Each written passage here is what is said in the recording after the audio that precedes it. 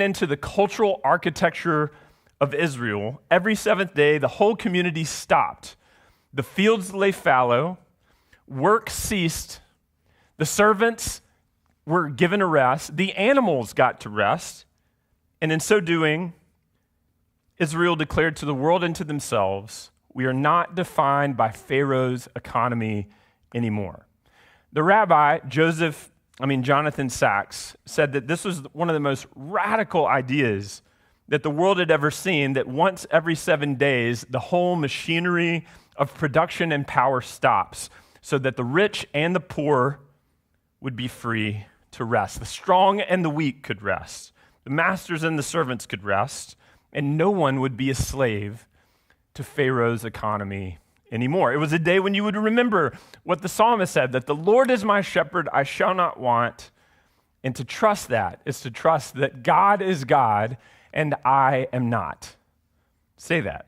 God is God and I am not. And if I stop working, the world's not going to fall apart. And if you stop working, the world's not going to fall apart because God has the whole world. That's what I'm talking about. You guys didn't learn that song. He's got the whole world. All right, moving on to the time of Jesus, because by the time of Jesus, they'd forgotten about the Sabbath. Not that they didn't practice Sabbath, but they'd forgotten the heart of the Sabbath. The Sabbath for them, for the people of God, for Israel, in the time of Jesus, had become about rules and regulations, and they would argue about what they could and couldn't do on the Sabbath day. And they had hardened a good gift of God into religious legalism, and they would totally miss the point. And so Jesus comes into this culture and he says, I'm the Lord of the Sabbath. The Sabbath was made for people, not people for the Sabbath. And what Jesus did on the Sabbath was he healed people and he restored people and he showed them the love of God. He did work to heal people, to try to recenter the practice of Sabbath to its true end. And then he didn't just teach about it or argue against these guys. He actually embodied the Sabbath. So if you read the Gospels and you look at the way of Jesus, what you'll see is that Jesus goes out doing a lot of work. And he preaches a lot. And he heals a lot of people. But then at the end of the day, he will withdraw and go to be by himself. And he will pray. And he will get refreshed and renewed. And he would do that himself. And then he would observe that his disciples would get tired and weary. And he would say, you guys, maybe come away with me and go find a place to rest. But then he also offered this invitation. He says, I am the Lord of the Sabbath. Are you tired? He says. Are you weary? Are you burned out by religion? He says, come to me. Let's look at it again. Come to me, he says, verse 28. Come to me. It's going to come up on the screen in a moment. Come to me, he says. Get away with me, and you will recover your life. Who among us needs to not only remember, but to recover their life? And I will show you how to take a real rest. Who among us has forgotten how to take a real rest? Jesus says this, walk with me, work with me. Watch how I do it. And you will learn, I love this phrase, the unforced rhythms of grace. Who among us is not forcing it and who needs to be reminded of the unforced rhythms of grace? And then he says this, I will not lay anything heavy upon you, nothing ill-fitting. Keep company with me, he says in the next verse, and you will have a life that is free and is light. It's a good promise. And I think it's actually a great definition of what the church is called to be. The church is nothing more, nothing less than a group of weary and restless people that are trying to learn the unforced rhythms of grace by practicing the way of Jesus. That's what the church is. We're weary, restless people trying to figure out how to learn the unforced rhythms of grace by practicing the way of Jesus together. But the Sabbath doesn't end with the church. It ends with this vision of the future that is known in the New Testament as a new creation. You see it in the letter to the Hebrews, where the writer to the Hebrews is suggesting that we don't just get to experience rest now. When we do that now, we are actually experiencing a glimpse or a foretaste of the eternal rest and the eternal peace and the eternal joy that we will one day experience when the fullness of God's kingdom comes. That there's a Sabbath rest that we all have to look forward to up ahead in the sweet by and by. And you see it again in Revelation, where it says, see, the home of God is among mortals, and God will come to dwell with God's people, and death and crying and tears and pain and mourning and all the things that leave us feeling not only restless, but weary and worn out and burned out. All of that will be wiped away, and there will be peace, and there will be joy, and there will be rest, like deep, real rest. And that's up ahead, and it's this picture of the future, and it's beautiful. The picture that the Bible paints of Sabbath is absolutely, extraordinarily, stunningly beautiful.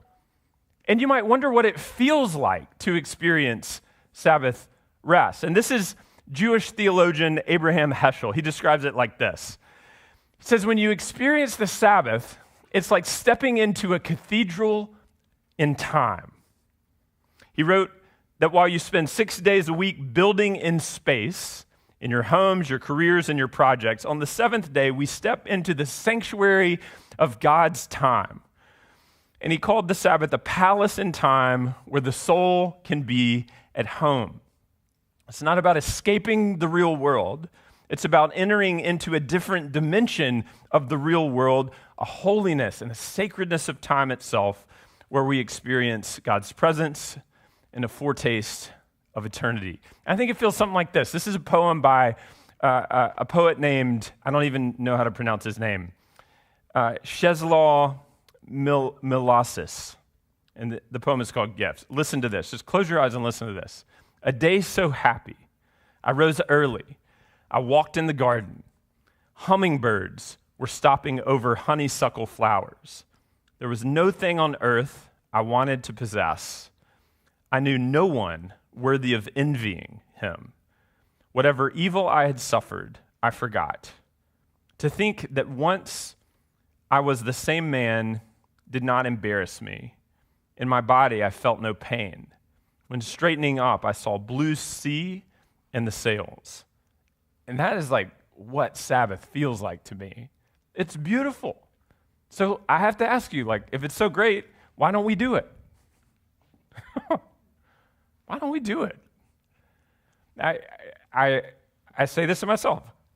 If I believe in the Sabbath, if the Bible is clear about the Sabbath, that's a good thing. If Jesus calls me to the Sabbath, like, why don't I do it? I think it's because you and I have imbibed a bunch of lies from our culture. And this is the first lie. It's coming up in a moment. We'll wait for it. I am what I do. Anybody? I mean, you can be honest in the church. That you place your worth, your value, even your identity in what you do. I'm guilty of that. Second lie, the world depends on me. Anybody? My family depends on me. My business depends on me. Chris, you don't even realize. If I stop spinning the plates, everything's going to collapse. Anybody ever imbibed that lie and forgotten what you sang when you were a little kid, that the whole world God has in his hands? Third lie. Busyness is actually faithfulness. Now, this is a real problem for religious professionals, but it's also a problem for professionals who are religious. And we think that we're being faithful. You know, we're providing for our family, we're doing all the right things, but we're busy, and that actually is a sign that I'm doing the right thing. And here's the last lie. And I think college students, high school students, this is a problem for you. If I stop, I'm going to miss out, right? Because you do all the things through the week, and then Thursday, Friday, Saturday night, if I don't engage it, I'm going to miss something. There's going to be an opportunity or an experience I'm not going to get to experience.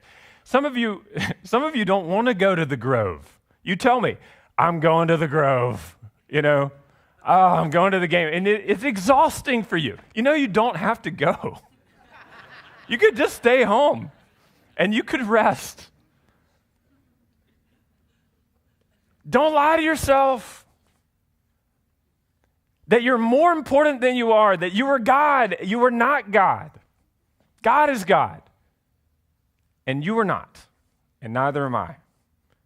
And God gives you the good gift of Sabbath rest because you need it, and I need it as well. And this is, I think, what it does for us. It's a gift. It's an unforced rhythm of grace. And it frees us from exhaustion by reminding us that our worth and our value is not in what we do or what we produce or what we earn or whatever. You are known and you are loved by God. You are a child of God. You are claimed by grace. That is who you are. You are not a slave to Pharaoh's economy. You're free to live in God's world. So I have to ask you again, are you tired? Are you worn out? Are you burned out by religion? Jesus says, come to me. Jesus says, get away with me. And here's the promise that you will recover life, not just living, but you'll experience life, real life, abundant life. Let's go. You guys want that, right? You guys are like, I don't know if I can say it. I don't know if I really want it. Come on. You want to live, right? You want real life, not just playing around, not just going to work. You want to experience life. You guys are like, that guy's crazy. You want to experience life. You want that. And you forgot, sorry, Tad, I'm sorry. You're going to have to figure that out when you get back up here. You do not know how to rest. And I don't either. Here's the thing. I realized this week, I don't know how to rest. I have to remember how to rest. I have to learn how to rest. I have to ask my wife, how do we rest? Like, what does that look like for us in this season of life? What does it look like for you? This is what I would encourage you to do. Design a practice. All right, here's how you're going to do it. Number one, start small. Just start small. Don't try to rearrange and overhaul your whole life.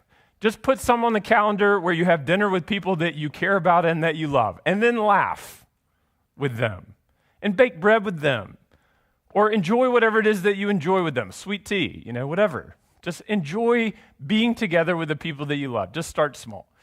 For some of you, it means removing some things from the calendar. You're going to actually have to start by stopping. What are the things that you need to stop? To stop doing, to set down, to lay down. What are the things that you think you're supposed to carry that are actually God's? And you have to entrust those things to God. What do you need to stop? And then think about what it looks like for you to rest. Might look different than the way I rest. I like to rest by riding my mountain bike, which is not restful for other people. But what does it look like for you? What are the life-giving, restful things that renew your soul and your body and your mind and your heart? What is rest? What does it look like to you? And then delight. Don't just live, delight and savor the good gifts of God. You don't have to go to Europe. You don't have to go to the beach or the mountains. You can do this on your back porch with a cup of coffee and you can savor the sunrise. Or you can sit on your back porch and you can build a fire and you can watch the sunset. What does it look like for you to delight and savor in the good gifts of God's creation? Things move, we're in a church, things move in the direction of worship. And worship is super important. If you're in college, you'll be tempted to drift away from it because there's a lot of other things going on. I confess that was what happened with me. I kind of drifted away from it and kind of forgot who I was for a season of time. And I would encourage you, to the extent that you are able, to make it a part of your life, this reorientation that reminds you that God is God and you are not, where you praise and give thanks to God for the good gifts that God has given you. Reorient your heart on a weekly basis, and you will find life. And you will learn what Jesus calls the unforced rhythms of grace. And if we do this together, we together will learn the unforced rhythms of grace. And then we're going to have a lot of fun because we're going to have life, real life, abundant life, eternal life. Let's pray. Most gracious God, we give you thanks for every person in the room, every person watching online. When we talk about being tired, some of us are soul, bone weary because of what's been going on. And not everybody sees it, but we know that you do, O Lord. And we thank you for reminding us that we can step away from the world, we can step away from work or the dysfunctional things that are happening in our family or the dysfunctional things that we're seeing around us. And we can enter into your rhythm. We can remember the rhythms of your creation. We can actually accept that the command that you give us to practice the Sabbath as holy is a good gift and not just a heavy burden. We can learn to watch Jesus and learn the rhythms of work and rest. We can participate in the church and figure out what it looks like to learn the unforced rhythms of grace, and we can have hope that in the future that you're going to give us peace, and in the future you're going to give us joy, and you're going to give us rest, the kind of deep soul rest that we so desperately long for and need. That is what you desire to give us, O Lord, because you're a good God. We love you, and we're thankful that you've given us this vision once again. And all God's people said, amen. I invite you to stand and sing. Tad has now gotten his earpiece off the ground that I knocked down, and we're going to sing and worship as we close out today.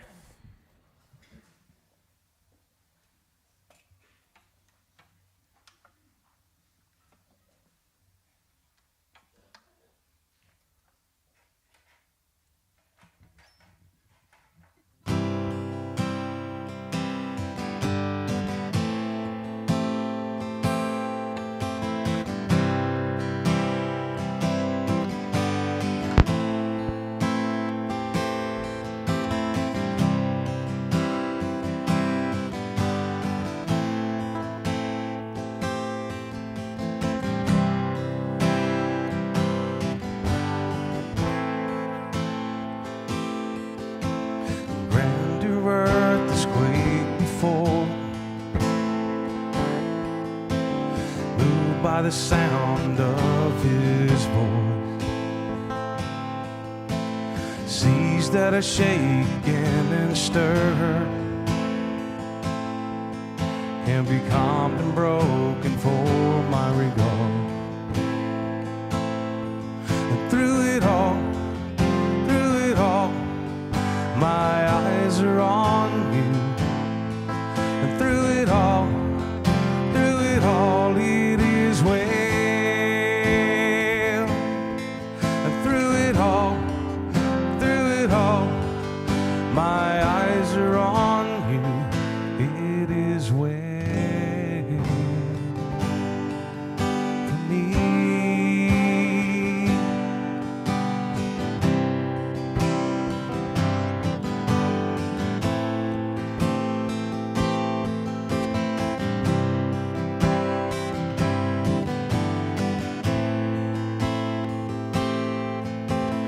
Far be it from me to believe,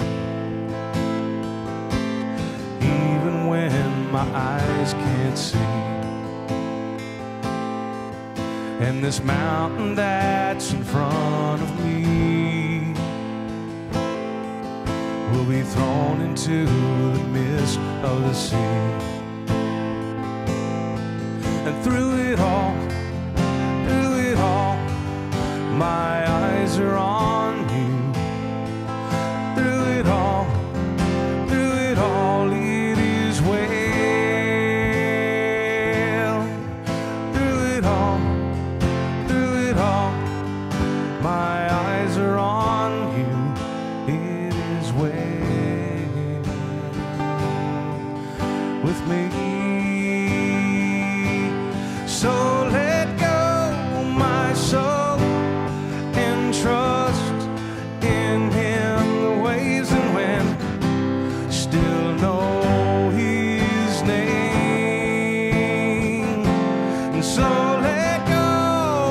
soul and trust in Him. The waves and wind still know His name.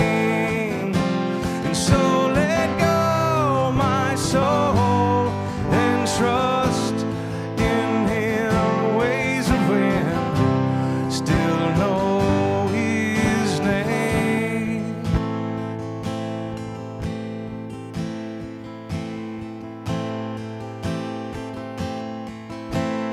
It is well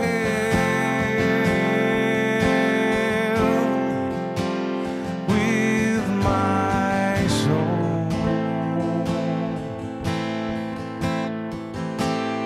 It is well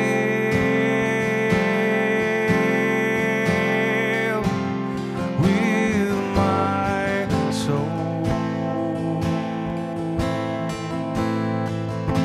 It is well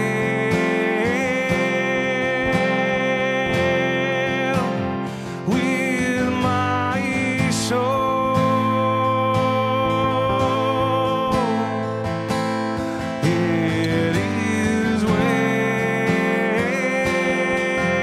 is well with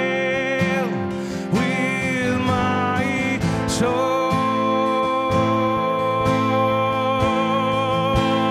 It is well. It is well with my soul.